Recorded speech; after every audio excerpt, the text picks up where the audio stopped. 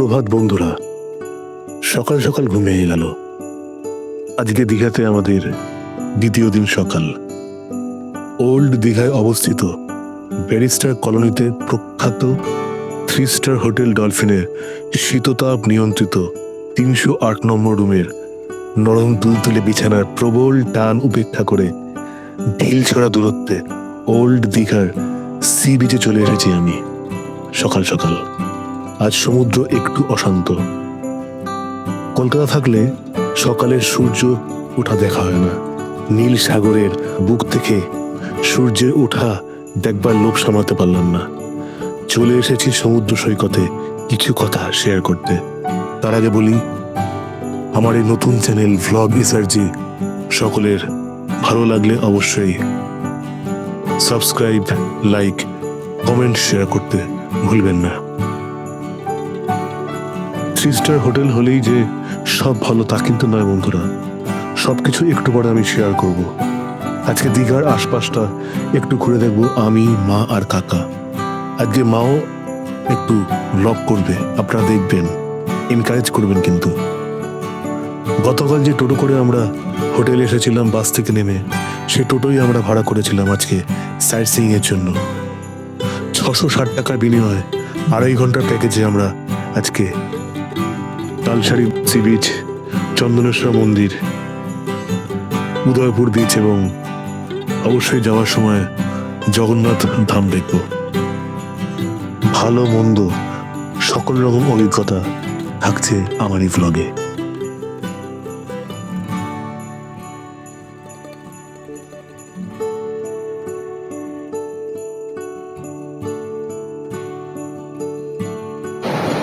Good morning বন্ধুরা। আজকে আমাদের ওল্ড দীঘা ট্যুরের দ্বিতীয় দিন। এখন সকাল 8টা বাজে। ভোর ঘুম ভেঙে গেছিল, কিন্তু একটা আলসেমি ঘিরে রেখেছিল আমাদের। যাই হোক, এখন একেবারে ওল্ড দীঘার সমুদ্র সৈকতে বসে আছি। দেখতেই পাচ্ছেন সমুদ্র আজকে একটু অশান্ত। এই সি বিচটা একদম হোটেল সিহকের অপোজিটে। ওখানে গঙ্গা মন্দির আছে, তার ঠিক পাশেই। আমি নেমে এসেছি। খুব ভালো লাগছে কলকাতার একঘেয়েমি কাটাতে 3 দিনের জন্য চলে এসেছি দীঘা। আমি, মা, কাকা। আমার ওয়াইফ অফিসের কাজের চাপের জন্য এবারে আসতে পারেনি। ওকে আমরা সবাই চেনেন, ব্লগ করতে ভালোবাসে, শ্রীয়াত্রী। যাই হোক, মা কাকা এখনো হোটেল রুমে আছে, আসবে ধীরে ধীরে। আমি টুক করে একটু সবার সাথে গুড মর্নিং আলাপ শুনে নিলাম। এরপরে আজকে 11টার সময় আমাদের হোটেলেই টোটো বুক করা আছে। 660 টাকা লাগছে। আমরা টোটো করে আমাদের হোটেল হচ্ছে ডলফিন থেকে সরে যাচ্ছি ওশিয়ানা বিচ। তারপর উদয়পুর বিচে আমরা দুপুরবেলা লাঞ্চ করবো। লাঞ্চে মানে এই মাছ ভাজা খাওয়ার ইচ্ছে আছে। তার তালসারি যাব, 2টো মন্দির ভিজিট করবো, চন্দনেশ্বর মন্দির। টোটাল প্যাকেজ পড়ছে 2.5 ঘন্টা 3 ঘন্টা প্যাকেজ, 660 টাকা। আপনারা আসলে অবশ্যই একবার ঘুরে আসবেন। কালকে সকালে আমরা সিটি এক্সপ্রেস নিয়মিতা পরিবহন করে 4:40 রাজবাড়ি মোড় থেকে উঠলাম। তখন কলকাতায় একদম বৃষ্টি স্নাত ভোর। ভেবেছিলাম তাহলে দীঘাতেও কি এত জোরে বৃষ্টি হচ্ছে, কিন্তু কপাল ভালো, কলকাতা ছাড়ার পরপরই বৃষ্টি একদম থেমে যায়। এবং ধীরে ধীরে আমরা ওই 10টার সময় .10টায় আমাদের গন্তব্য হোটেল ডলফিনে পৌঁছে যাই। এবার হোটেলের পরিষেবা খুবই ভালো। আপনারা প্রত্যেকে হোটেল ডলফিনের নাম শুনেছেন। 3 স্টার হোটেল। একদম হোটেল হচ্ছে সমুদ্রের সন্নিকটে, মানে 2 মিনিটের রাস্তায় হোটেল ডলফিন। হোটেলে এসে আমাদের একটু তাড়াতাড়ি পৌঁছে গেছিলাম। হোটেল আমাদের 11:30টায় চেক ইন করতে দিয়েছে। তা আমরা বেরিয়ে পড়লাম। বেরিয়ে আশেপাশে একটু ব্লগ টক করে তারপরেই 11:30 নাগাদ আমরা হোটেলে চেক ইন করলাম। দুপুরবেলা আমরা পাশেই, হোটেলের ঠিক পাশেই সাদে আহ্লাদে বলে একটি রেস্টুরেন্টে দুপুরে লাঞ্চটা সেরে নিলাম। সেরে হোটেলে গিয়ে একটু রেস্ট নিয়ে বিকেলে আমরা বিশ্ব বাংলাতে অনেকটা সময় কাটালাম। ওখানে আমার এক ভাই সুদীপ্ত চক্রবর্তী টুকাই ওরাও এই দীঘাতে দুদিন আগে এসেছিল, রোববার দিনও জন্মদিন ছিল। এই উপলক্ষে কালকে একদম বিশ্ব বাংলার ওই জায়গাতে আমরা সবাই কেক কাটলাম, সেলিব্রেট করলাম। রাত্রিবেলা আমরা হোটেলেই খাবার অর্ডার দিয়েছিলাম। আমি মাটন বিরিয়ানি এবং মা আর কাকা মাটন কষা এবং চাপাটি। মাটন কষা চাপাটি ঠিক ছিল, মাটনের পিসগুলো একটু ছোট ছিল, কিন্তু সত্যি বলতে হোটেল ডলফিনে এত নাম, এত পুরনো রেস্টুরেন্ট, আমার যেরকম পজিটিভ রিভিউ দেবো নেগেটিভ রিভিউ দিতে হবে, কারণ আমাকে অনেস্ট থাকতে হবে ভিউয়ার্সদের কাছে। এইরকম হোটেলে উঠলে হয়তো হোটেলের নাম আছে, 3 স্টার রেটিং, অনেক কিছুই আছে, কিন্তু এখানে এসে বিরিয়ানি বা এই জাতীয় খাবার অ্যাভয়েড করার চেষ্টা করবেন। 280 টাকা মাটন বিরিয়ানি নিয়েছে, কিন্তু এত আমি বিরিয়ানি খেতে ভালোবাসি, বিভিন্ন জায়গায় বিরিয়ানি চেকে বেড়াই, এখানে বিরিয়ানি মিষ্টির গোলা আমার অবাক লাগলো। এরকম অদ্ভুত রকম বিরিয়ানি, মিষ্টির গোলা, মিষ্টি বিরিয়ানি, মাটনটাও মিষ্টি ছিল, ভালো লাগেনি খেতে। যাই হোক, সকালে এখন পরদিন সকালে আমি এখন বললাম কিছুক্ষণ আগে সমুদ্রের পাড়ে বসে আছি। আর এই সমুদ্র উত্তাল, ওল্ড দীঘার সমুদ্র, পেছনে ঝাউবন দেখতেই পাচ্ছেন। একটু আড্ডা সেরে নিলাম সবার সাথে। এরপরে 11টা না আমরা আবার বেরিয়ে পড়বো, বললামই তো, Talsari, Udaipur beach, Oceana beach, Chandaneswar মন্দির ইত্যাদি। আবার দেখা হচ্ছে পরে। বন্ধুরা, আমরা এখন টোটোতে উঠে গেছি। তালসারি, ওশিয়ানা বিচ এবং উদয়পুর বিচের উদ্দেশ্যে রওনা দিলাম। একে একে সব ডিটেলস তোমাদের কাছে নিয়ে আসছি। টোটো ভাড়া পড়ছে পুরো প্যাকেজে 60 টাকা।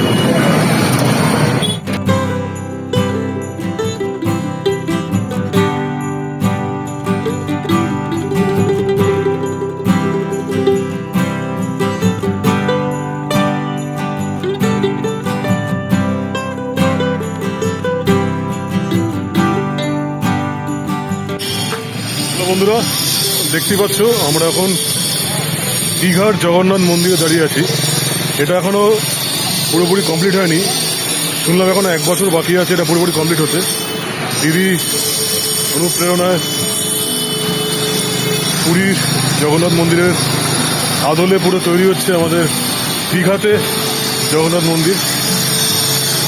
লোকে আর পুরীর জন্যে ওয়েট করতে হবে না, দীঘাতেই আপনারা সেই স্বাদ আস্বাদন করতে পারবেন। এখনো কমপ্লিট হয়নি, দেখুন কাজ চলছে। ভালো লাগছে এখানে এসে, আর 1 বছর লাগবে এখানে কমপ্লিট হতে। তারপর সবাই দীঘাতেই জগন্নাথ দেবের আশীর্বাদ পেতে পারবেন। চলছে চারিদিকে। এই রথেই কাজ কমপ্লিট হয়ে যাওয়ার কথা ছিল, কিন্তু নানান কারণবশত কাজটা কমপ্লিট হয়নি। শুনলাম আর 1 বছর মতো লাগবে, তারপরেই আপনারা দীঘাতেই এসে জগন্নাথ দেবের আশীর্বাদ পেতে পারেন।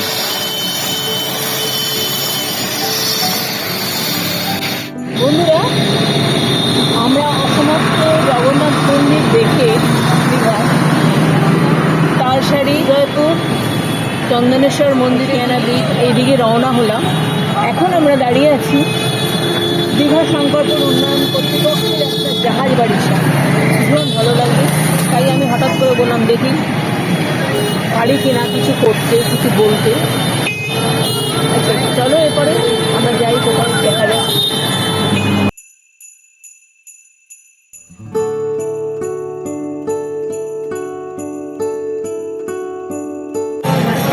আমরা ঘুরতে বেরিয়ে জগন্নাথ মন্দির, অসমাপ্ত জগন্নাথ মন্দির দেখে, জাহাজ বাড়ি দেখে, উড়িষ্যার মধ্যে ঢুকে পড়েছি প্রায়।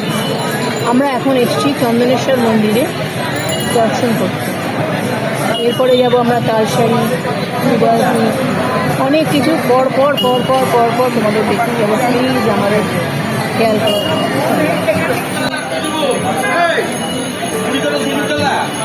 এই দেখুন বন্ধুরা, আপনাদের দেখাচ্ছি এখন চন্দনেশ্বর মন্দির, তার চত্বরে আমরা ঢুকে পড়েছি। আসুন চন্দনেশ্বর মন্দিরের পুরনো পুকুর আমরা দেখাই আপনাদের। স্নান করছে, জল নিচ্ছে, সব কিছু করছে। আসুন আপনারা একটু দেখুন মন্দিরটা।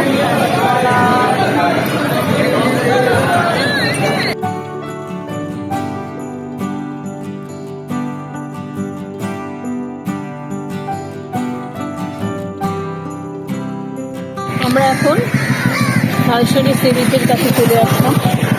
আমরা আস্তে আস্তে সি বিচের দিকে এগোচ্ছি। বন্ধুরা, তোমরাও দেখো আমাদের সঙ্গে সঙ্গে কীভাবে সি বিচটা আমার ছেলে ক্যামেরার পেছনে সহজ ঘোষাল কীভাবে কভার করছে, আর এগিয়ে যাচ্ছে আমার দেওয়ার তখন ঘোষাল।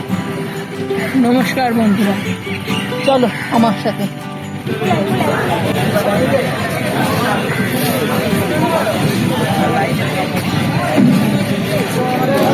বন্ধুরা, আমরা এখন তালসারি সি বিচের উপরে দাঁড়িয়ে আছি। আপনারা দেখুন কত সুন্দর তালসারি সি বিচ।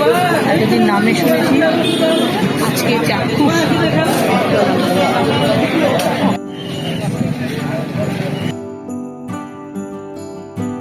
বন্ধুরা, পৌঁছে গেছি তালসারি সি বিচে।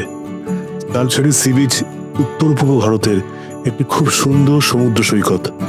এটি উড়িষ্যা রাজ্যের বালেশ্বর জেলায় অবস্থিত। এই সৈকতের একটি অন্যতম আকর্ষণ হলো লাল কাঁকড়া। বিশেষ করে বর্ষাকালে এই কাঁকড়াগুলো ব্যাপক পরিমাণে দেখা যায়। তালসারি সৈকতের প্রাকৃতিক সৌন্দর্য অতুলনীয়। সুন্দর সৈকত, নারিকেল গাছ এবং শান্ত পরিবেশ পর্যটকদের মন হাতিয়ে তোলে। আমরা যখন এসে পৌঁছালাম, আমরা টোটো থেকে নেমে আস্তে আস্তে সমুদ্রের পাড়ে এসে পৌঁছালাম। সত্যি বলতে তালসারি সি বিচে এসে আমার কেন জানি না বকখালির কথা মনে পড়ে গেল। সেরকমই শান্ত স্নিগ্ধতা এখানে বিরাজ করছে।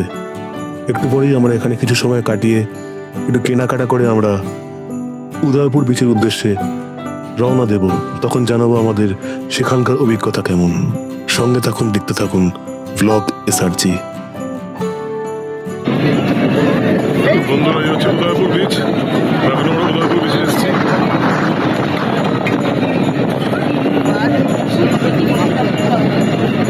বন্ধুরা, এখন আমরা এসে গেছি উদয়পুর বিচে। চারিদিকে সব মাছ বিক্রি হচ্ছে এবং এখানে যদি আপনারা চান এখানে মাছ কিনে ভেজে খেতে পারেন। আর এই উদয়পুর বিচ সব কিছু অ্যালাউড, মানে আপনি এখানে ড্রিঙ্ক সবই করতে পারবেন। আমি এসব কিছু করতে আসলে মাছ ভাজা দেখতে এসেছি। দেখুন চারিপাশে শৃঙ্খলতা আছে এখানে। এখানে আসলে একটু বুঝে শুনে আসবেন। আমি জাস্ট এক্সপ্লোর করতে এসেছি, আপনাদের সাথে শেয়ার করতে এসেছি। আর এখনো দোকানে যাবো, দেখি যদি কোনো ভালো মাছ পাই তাহলে মাছ ভেজে খাবো।